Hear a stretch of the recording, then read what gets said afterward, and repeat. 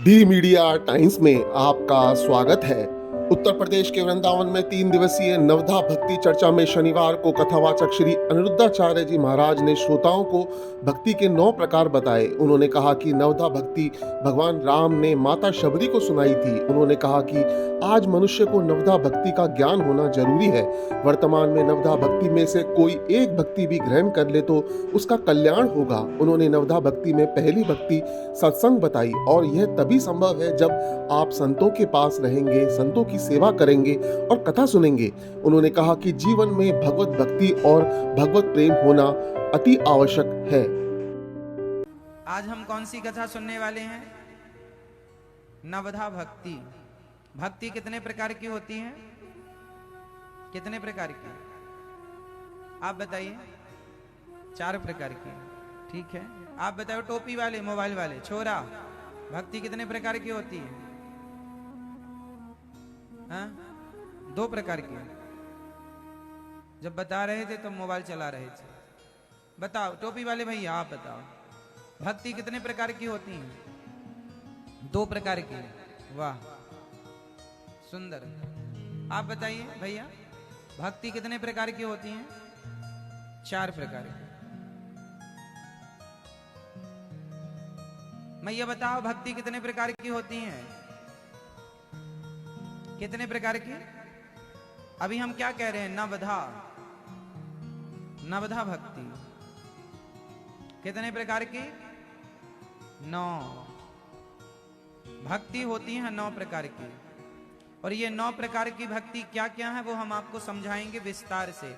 हमेशा हम कथाओं में आपको शॉर्ट में समझाया करते थे, समय कम होता था, पर आज के लिए हमने केवल आज, कल और 3 दिन का ये की चर्चा है। 20, 21, 22 3 दिन की चर्चा में हम आपको 9 प्रकार की भक्ति ही बताएंगे विस्तार से, ताकि आप कभी ना भूलें। अच्छा ये बताओ, ये नवधा भक्ति किसने किसको सुनाई थी? किसको पता है? मैया बताएंगे, पीली मैया। नवधा भक्ति किसने किसको सुनाई थी? उत्तर दो मेरी माँ। नहीं, चुप ही टाप रहोगी। आप बताओ। लाल चुन्नी वाली बहन, बताओ नवधा भक्ति किसने किसको सुनाई थी? जिसे पता है वो हाथ उठाए। बताओ किसने किसको सुनाई थी? किसने सुनाई थी? दादाजी बताएंगे।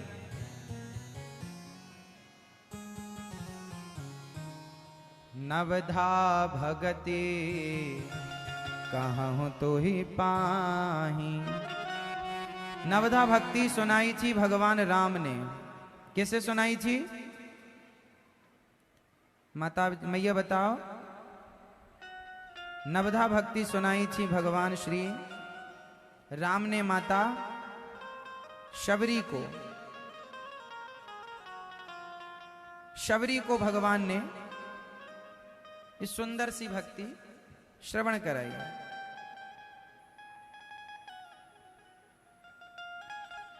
ये शबरी कौन है? ये शबरी का पावन चरित्र क्या है वो मैं आपको सुना रहा हूं। नवधा भगति कहूं तो ही पाही।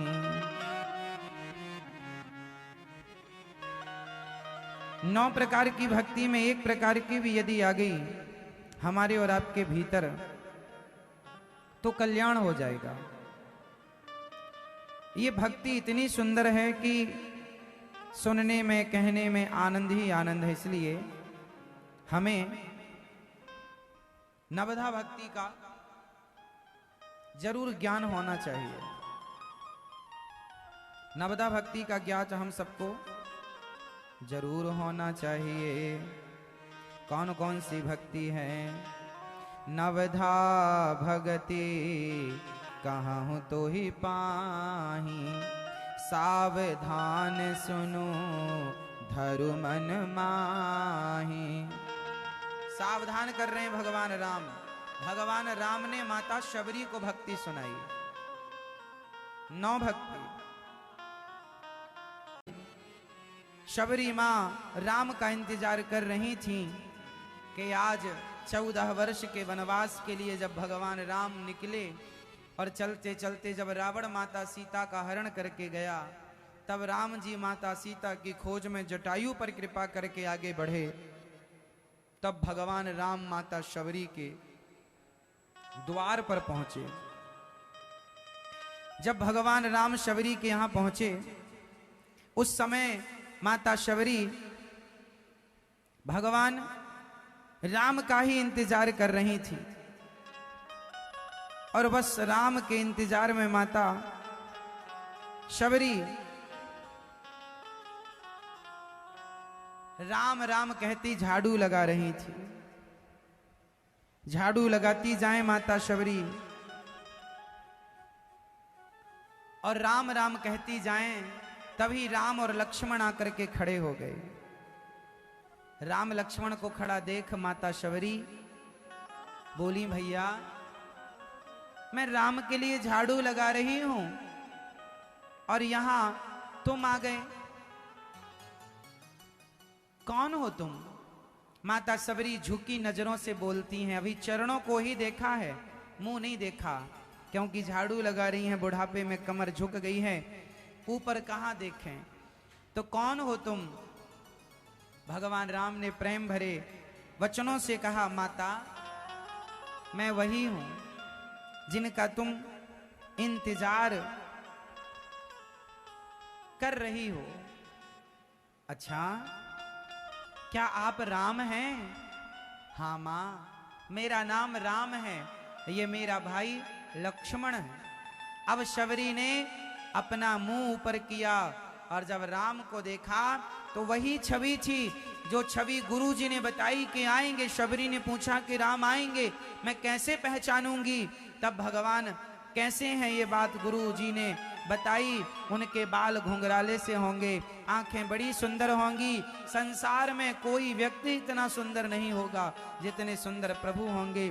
पहचान जाना, उनके हाथ में धनुष होगा, बाण होंगे और सुंदर सी छवि होगी। तब क्या हुआ, शबरी देखी राम ग्रह आए, मुनि के बचन समुझी जिय भाए। शबरी देखी राम ग्रह आए, मुनि के बचन समुझी जिय भाए। शबरी देखी राम ग्रह आए। शबरी ने देखा कि राम घर आए, वाह, आनंद का ठिकाना नहीं रहा। सरसिज लोचन बाहु विशाला, जटा मुकुट सिर उर वनमाला। है चरणों से लिपट गई राम के और राम जी के चरणों में लिपट कर शबरी प्रेम मगन मुख बचन न आवा, पुनि पुनि पद सरोज सिर नावा। बार बार सिर नवा करके राम को प्रणाम कर रही हैं। सादर जल ले चरण पखारे, पुनि सुंदर आसन बैठारे। राम जी के चरणों को माता शबरी ने धोकर चरणामृत लिया, सुंदर सी आसन बिछाई और राम लक्ष्मण को अपनी कुटिया पर सुंदर सी आसन पर, कुशा की आसन पर, कुश की आसन पर बिठाया। कंद मूल फल, कंद मूल फल सुरवती दिए। अब शबरी ने राम जी को परोसा है। क्या परोसा? कंद मूल फल सुरस अति दिए राम कहुआनी, प्रेम सहित प्रभु खाए बारंबार बखानी। क्या क्या दिया? कंद मूल फल।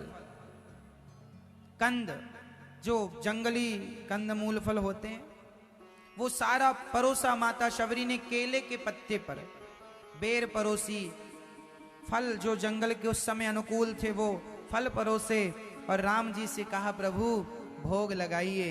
तो प्रेम सहित प्रभु खाए। किसके साथ खाए भगवान? बोलो मेरी मां, किसके साथ? प्रेम सहित प्रभु खाए बारंबार बखानी। प्रेम के साथ भगवान खाए, अर्थात शबरी ने जंगल से कुछ बेर लेकर आई थी और बेर जब लाई ना तो शबरी को थोड़ा डाउट था, संदेह था कि हो सकता है ये खट्टे हों। तो शबरी सामने बैठ गई और बेर चख चख कर देखती है कि खट्टे तो नहीं है। तो जो मीठा है जूठा करके दिया और भगवान ने उसे ग्रहण किया। अच्छा, शबरी ने बेर जूठे दिए ऐसा रामचरितमानस में लिखा नहीं। शबरी ने जूठे बेर दिए ऐसा नहीं लिखा। शबरी ने कंद मूल फल दिए ये लिखा।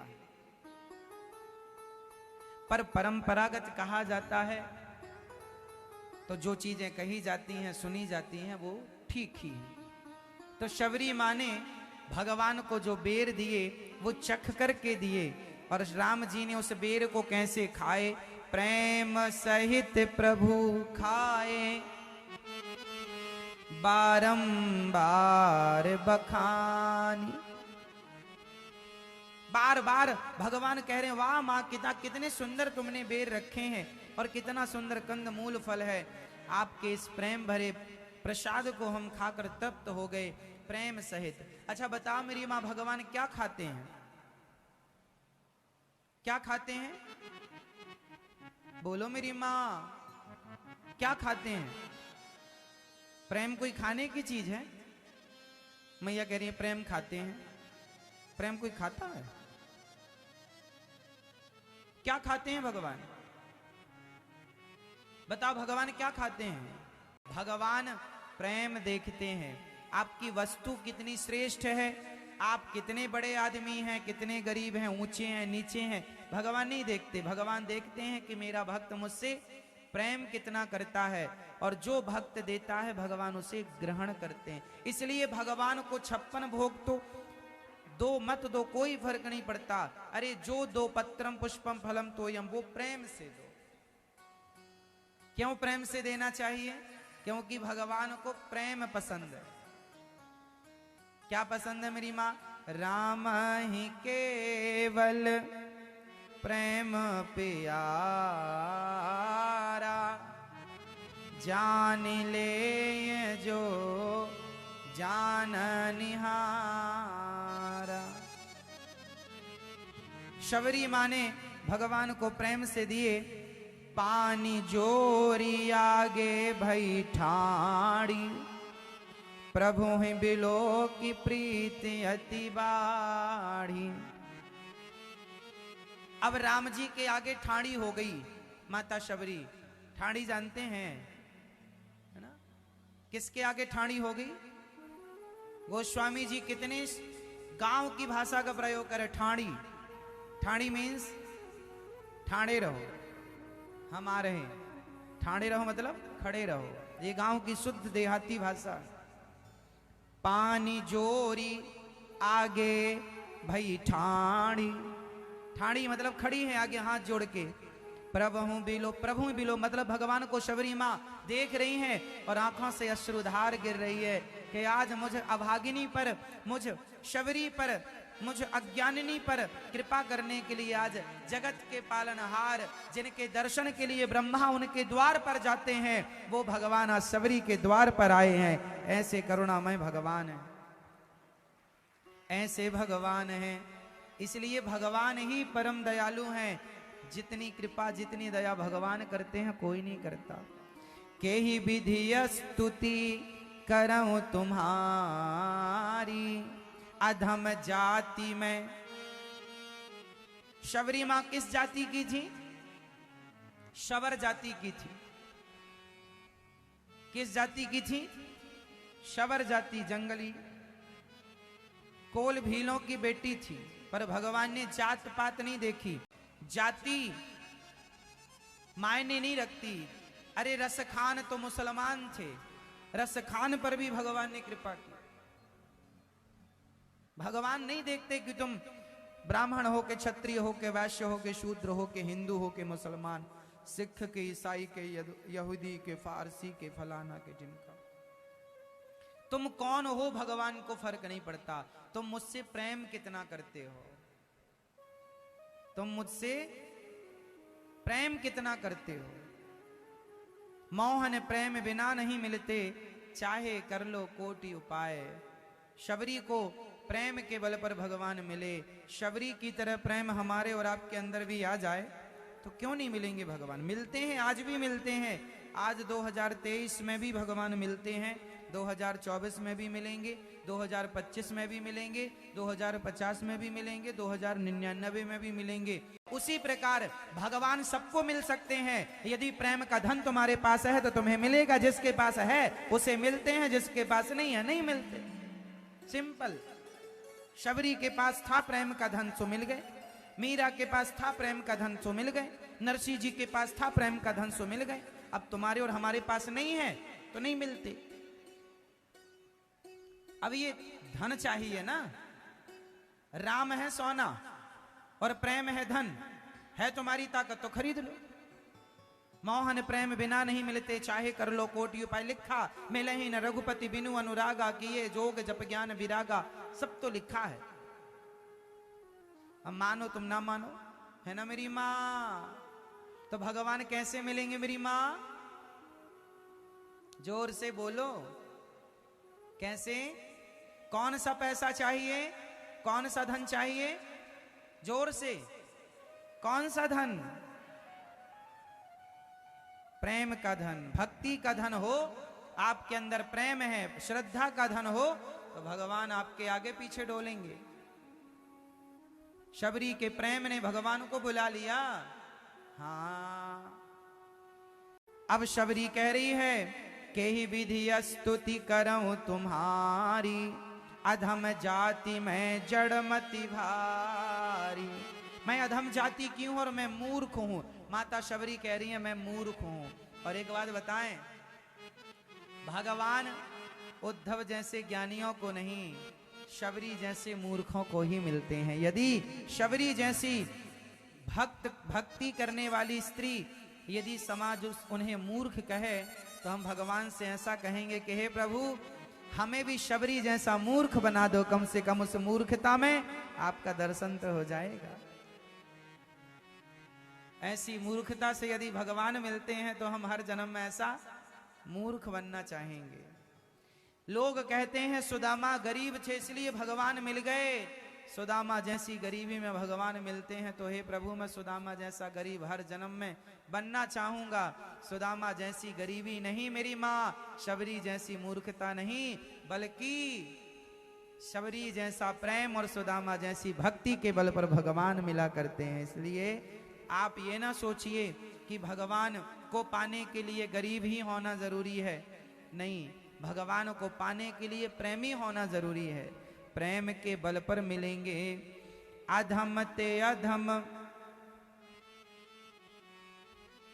अधम ते अधम, अधम अति नारी, तिन्ह मह मैं मति मंद अघारी।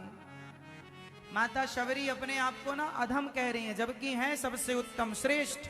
पर क्या करें, बड़प्पन है ये, बड़प्पन है ये कि जो बड़ा होता है वो अपने आप को अधम कहता है। अपने मुख से जो अपनी बड़ाई करे समझ लो उसके जैसा अधम कोई नहीं है। और शबरी इतनी श्रेष्ठ है कि राम द्वार पर खड़े उनकी भक्ति के बल पर, और वो कह रही है मैं अधम ते अधम, अधम अति नारी। मैं अधम से अधम से अधम नारी, 3 बार अधम कहा अपने आप को। माता शबरी ने उसमें भी मैं और मंद हूं, ऐसा शबरी माँ कह रही है, जबकि ऐसा नहीं है। माता शबरी श्रेष्ठ है, पर ये इनका बड़प्पन है जो वो अपने आप को अधम बता रहे हैं श्रेष्ठ। जैसे तुलसीदास जी कहते हैं अपने आप को कि मेरे जैसा अज्ञानी कौन होगा, कौन। हनुमान जी अपने आप को क्या कहते हैं? लंका में जब विभीषण जी से मिले तो हनुमान जी कहते हैं, असमय अधम सखा सुनु। शबरी ने भी अपने आप को अधम कहा, हनुमान जी ने भी अपने आप को अधम कहा। और ये सब श्रेष्ठ है। जो श्रेष्ठ होता है वो अपने आप को अधम इसलिए कहता है क्योंकि अधम अपने आप को मानेंगे तो कभी अभिमान नहीं आएगा, अपने आप को श्रेष्ठ मान लेंगे तो अभिमान आएगा। और रावण अपने आप को श्रेष्ठ मानता, उसने कभी नहीं कहा कि मैं अधम हूं। रावण ने अपने आप को कभी अधम नहीं कहा, तो क्या आ गया? अभिमान आ गया, सर्वनाश हो गया। इसलिए आप कभी ये ना कहा करो मैं बड़ा हूं, मैं ये ना, मैं राम की दासी हूं, मैं प्रभु का दास हूं। हे प्रभु मैं नीच हूं, मैं अधम हूं। हे नाथ मैं पापी हूं, जैसी हूं जैसा हूं आपका हूं। स्वीकार कीजिए, ना कहो कि हम श्रेष्ठ हैं। कहां हम में कोई श्रेष्ठता है? असमय अधम सखा सुनु, मोह पर रघुवीर, कीन्ही कृपा सुमरी गुण, भरे बिलोचन नीर। ऐसे श्री हनुमान जी वही कह रघुपति। अब भगवान बोले, अभी शबरी बोलती आई, कह रघुपति सुनो भामिनी बाता, मानहु एक भगति करनाता। भगवान ने कहा, मां मैं ये नहीं देखता कि सामने वाले की जाति क्या है, वो अधम है कि श्रेष्ठ है। मैं ये नहीं देखता कि उसका धर्म क्या है, मैं ये देखता हूं कि वो भक्त कितना बड़ा है। मानहु एक भगति कर नाता। भगवान एक ही नाता रखते हैं भक्तों से, वो है भक्ति का। बेटे से क्या रिश्ता है पता है, पति से क्या है पता है, भाई से क्या है पता है, भगवान से क्या है नहीं पता। लो ये स्थिति है। आज तक आप लोगों ने भगवान से अपना कोई संबंध जोड़ा ही नहीं, इसलिए भगवान आपको स्वीकार कैसे, किस संबंध के बल पर करेंगे? भाई प्रधानमंत्री जी से मिलना हो तो पहले कारण पूछा जाएगा कि भैया आप किस कारण, क्या उद्देश्य है आपका मिलने के पीछे, क्या बात करना चाहते हैं? कारण तो चाहिए। तो बताओ, भक्त और आपके बीच में भगवान से मिलोगे तो क्या कारण है? क्यों मिलना चाहेंगे आप भगवान? मांगने के लिए, भिखमंगों की तरह? हाँ महाराज जी हमारी भी जमीन जायदाद हो जाए, बेटे की नौकरी चाकरी लग जाए, बस और क्या है, बस हो गया। ये मांगने आए हो भगवान से भिखमंगों की तरह? मेरी मां, भगवान से ये भीख ना मांगा करो। भगवान से रिश्ता ही नहीं है आपका, आज तक संबंध ही नहीं, तो स्वीकार कैसे करेंगे? इसलिए गुरु हुआ करते हैं। हमारे यहाँ गुरु परंपरा है कि गुरु ही भक्त और भगवान का संबंध कराता है, इसलिए गुरु जरूरी होते हैं। लोग कहते हैं ना गुरु क्यों जरूरी है? इसलिए कि गुरु होगा तो आप बता पाएंगे, आप में से जिनके गुरु होंगे वो तुरंत बता पाएंगे कि हमारा भगवान से ये रिश्ता है। नहीं है तो आप नहीं बता पाएंगे, या है भी तो गुरु ने बताया नहीं कभी आपको, और बताया भी होगा तो आपने सुना नहीं होगा। रिश्ता भगवान से आपका क्या? चलो सुनो। माते पिता तुम मेरे, शरण गहूं मैं किसकी, स्वामी शरण पढ़ूं मैं किसकी, तुम बिन और ना दूजा, प्रभु बिन और ना दूजा, आस करूं मैं किसकी, ओम जय जगदीश हरे। तो हमारा भगवान से क्या रिश्ता है? तुम ही हो माता पिता, तुम ही हो बंधु सखा, तुम ही भगवान ही हमारे माता हैं, भगवान ही हमारे, भगवान से हमारा पिता पुत्र का, माँ बेटे का रिश्ता है। लक्ष्मी जी हमारी माँ है, नारायण हमारे पिता हैं, श्रीमन नारायण। राधा हमारी माँ है और श्री श्याम सुंदर हमारे पिता हैं। सीता हमारी माँ है और राम हमारे। भगवान से रिश्ता जोड़ के रखिए। प्रभु आप ही हैं हमारे, अब जो हैं और कोई है ना। मेरी माँ ये ना कहा करो कोई रिश्ता नहीं है। भगवान कहेंगे जब रिश्ता ही नहीं है तो जाओ, हमें क्या करना। भाई आदमी अपनों को बचाता है, मुश्किल आने पर, फिर बाद में जब अपनों को बचाए तब फिर गैरों पर नजर जाएगी। इसलिए गैर बन के क्यों रहना। इस संसार में हो तो भगवान के बन के रहो, गैर बन के क्यों रहना, अपने बन के रहो। हमारा भगवान से रिश्ता है। एक वही तो है जो हमारे ये दुनिया के लोग काम ना आएंगे। भक्ति से ही व्यक्ति की शोभा है। इसलिए जीवन में भगवत भक्ति और भगवत प्रेम होना चाहिए। अब भगवान कह रहे हैं माँ मैं तुम्हें भक्ति कहता हूं, सुनो। भक्ति कितने प्रकार की है। भक्ति कितने प्रकार की होती है। 9 प्रकार की भक्ति। पहली कौन सी। अब हम पहली गा रहे हैं। प्रथम भगति संतन कर संगा। संतों का संग करना पहली भक्ति क्या है। संतों का साथ करो, संतों के पास रहो, संतों की सेवा करो, ब्राह्मणों की सेवा करो। पहली भक्ति है सत्संग करो।